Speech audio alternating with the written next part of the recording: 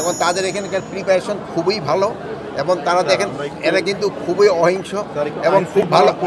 আপনাকে সেদিন আপনার সাংবাদিক ভাই বলছে ওই যে চ্যানেল আইয়ের যে রিপোর্টার আপনাকে সামনেই বলছে যে আইন শৃঙ্খলা পরিস্থিতি অনেক উন্নতি হয়েছে, আইন শৃঙ্খলা পরিস্থিতি অনেক উন্নতি হয়েছে, এটা আরো উন্নতি হতে থাকে।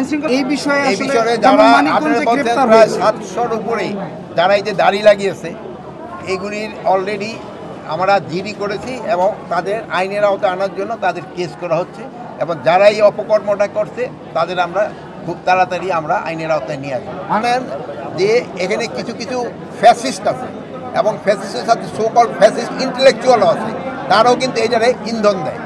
এরা যেন এই ইন্ধনটা যেন না দিতে পারে এই জন্য আপনারা আমাদের সবাই সহযোগিতা করতে হবে এবং এইটা এবং এই যে তাদের যে ওই হিন্দু ধর্মের যে ধর্মগুরুরা তাদেরও এবং তাদের যে বিভিন্ন নেতাদেরও এটা বলা হয়েছে, তারাও এই জন্য দুঃখ প্রকাশ করছে এবং যারা এই অপকর্মটা করছে তাদের কাউরি ছাড় দেওয়া হবে।